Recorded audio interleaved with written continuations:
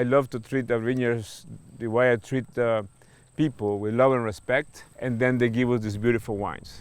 We are harvesting this Vidal Blanc. We've been deciding when to get it, and right now it's perfect. The flavor is there, and the seeds are nice and brown, so this is a good sign of maturity. Today we're here at a winery that was established in 1976, just northeast of Charlottesville in the small community where I grew up. Known for their award-winning wines, top-notch restaurant, and beautiful setting. Join us as we visit Barboursville Vineyards. Come on. So the first one we're going to give you is our Barbera. And it is a 2017, which was a really nice harvest for Virginia. Definitely having some raspberry characteristics. Yeah. That's pretty good. We just got here this afternoon and we went to look at the ruins and walked around there, and then we came back here and our wine tasting was wonderful. We're going to go sit outside and enjoy the view. I grew up in a family of winemakers, so I've been making wine predominantly most of my life.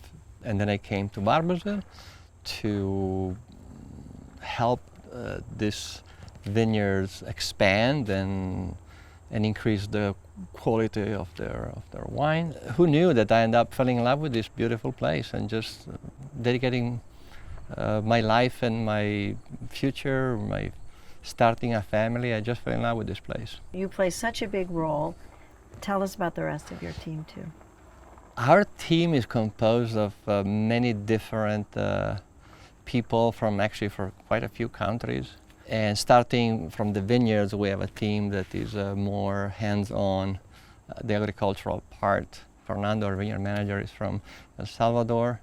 Then from there, we have the winemaking team. I have an Italian associate winemaker, Daniele Tessaro. And then we have, of course, the most very important part is the team that promotes our wine, that receives every day the visitors at the vineyard, and with kindness and patience explains how we make the wine and why our wine tastes a certain way. It's a wonderful Yes. team. So how many varieties do you grow now? We grow 18 different varieties, although 5 of them represent almost 80% of our total production. Reason is that they have shown the most consistency in quality and are able to produce a good wine even in an adverse vintage like 2018. And award-winning wines, your Octagon wine. Barboursville is known for that. Since my very early days, the desire I had was to create the best wine I could from this soil. And therefore I started observing and testing which variety would produce the best wine. I started identifying at very early time Cabernet Franc. And I recall the vintage of 1992, for example, which was a difficult season, as it was 18 for us last year. Rain. The best wine we made was Cabernet Franc. I told the owner, this is what we should plant, and a lot of it. Yeah. And we started planting Cabernet Franc quite extensively. And later on, it really became, with Merlot, the foundation of our flagship red wine, Octagon, which not only is a very good wine, excellent wine, but it has a capability of aging for over 20 years. Well, and that's one of the things you like to say when people ask you what's new at the vineyard. You say... I say the new is the old. The new is the old, and what's Right. new is that you have something And really lovely. it's an older wine, Yeah. and also it's a wine made with very traditional techniques. Right. I look a lot in the past when it comes to winemaking, and also the experience we collect as vintner working in the same ground for decades. Right. People sometimes forget, but Virginia really is this roller coaster of weather, which is very similar to where I'm from in Italy, in Piemonte, the same thing. And therefore, for us, when we have the condition, we reap the best we can from it, and we don't have them, we do the same.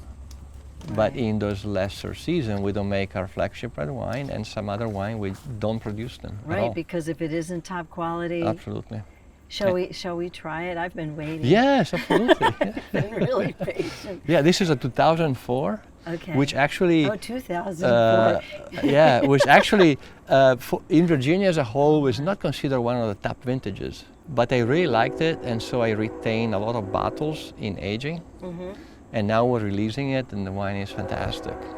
So. Okay.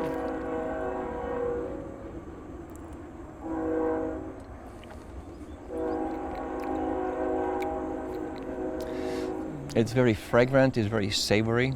Mm-hmm. It has notes almost of tobacco cedar, Yeah. which is typical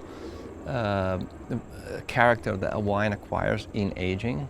Yeah, it has such a nice full body, but there's a lightness to it as well. Yeah. Oh, and it's still surprising me.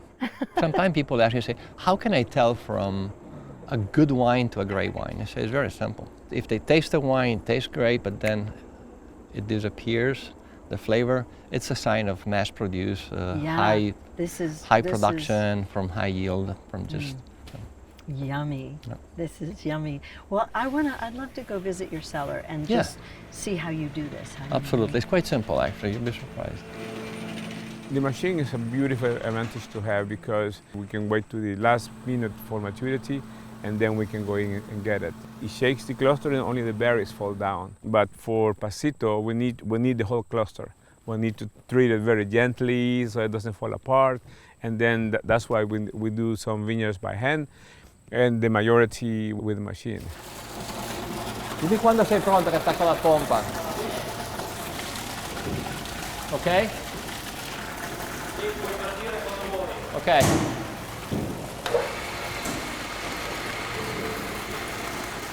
We have 90 tanks, all different sizes, and 600 white oak barrels.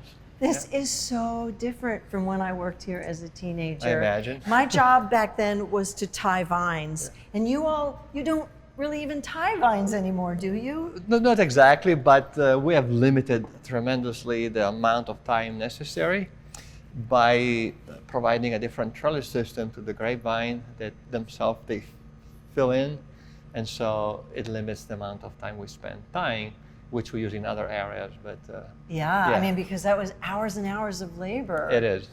Still is 300 hours per acre to produce a great bottle of wine. So, Luca, how do you make wine? Well, let's say making wine is very easy. I think everybody can cook. You've heard that before, right? Now, how to make a great bottle of wine is a bit more complex, but I want to show people that actually it's easy to make wine. All you need is grapes. So what I'll do, I'm going to just squeeze some, and you see the juice coming out is not colorless. It looks colorless, but actually it has light pigment in it. And then when I take a red grape, squeezed, pretty much they're both fairly light. To make white wine, we take the grapes, we squeeze them, and the juice is separated from the skin and the seeds, and then we add some yeast, we ferment it, that's it. When it comes to red grapes, instead, it's very different because the pigment that is in red wine, actually, it's in the skin. Right. So we have to ferment in the presence of the skin, the seeds, and the juice. Anybody can do it, really. You can take any grapes, even from the grocery store, you squeeze them, and you don't even have to add yeast because they contain yeast naturally. I'm not guaranteed the wine is going to be very good, but it's wine. There's a little more to it. Right. Earlier today, we were watching you were pumping Yeah. the wine. Yes, we were pumping wine from the bottom of the tank over the top because actually as the fermentation process starts, all the skins, they float because CO2 producing fermentation make them rise. And pumping over, we're basically mechanically forcing the fermenting juice to go through the skins and extract the color. Similar to how you actually make a cup of tea. You put the bag inside and with time you extract it. So for us, we can control the color intensity of the wine and the astringency according to the length and temperature of fermentation. So Those are little details. Oh, I that's cannot reveal all of them. fascinating. Okay. Yeah. Oh, yeah. You can't tell us all your secrets. No, I'm Okay. kidding. So now you have these wonderful award-winning wines. So how are you getting them out to people? Well, what occurred really was in the late 90s, Refinery made some world-class wines, 97 vintage, 98. What we did, we created an estate of wine. We create a place where people can come and live for a weekend and understand what the culture of wine is. And it's Yeah. not just about the wine, it's about the food, it's about the landscapes, it's about the environment around you. Then a great bottle of wine has its purpose. Yeah. And the restaurant is hugely popular. Yes. Palladio. Yes. Palladio. And it's fresh foods and simple, but really elegant Yes. too. Absolutely. Well, you've done this for so long, and you told me earlier that you still love it.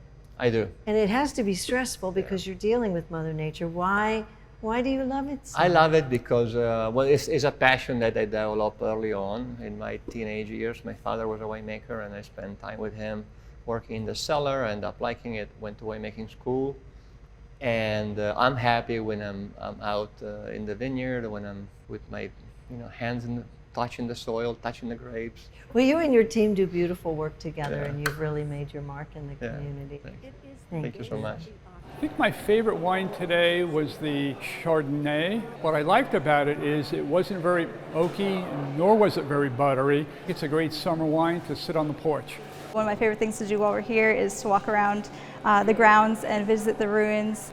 It kind of has a private feel to it, so it's just kind of a secretive hideaway. It's just a nice part of the visit. The biggest challenge is the climate. Mother Nature gave us what it's going to give us, and I always have this mentality that prepare for the worst and hope for the best. It's always our goal to put Virginia in the map when it comes to quality. We do it with passion, we do it with love, and that's probably the biggest ingredient about what we do.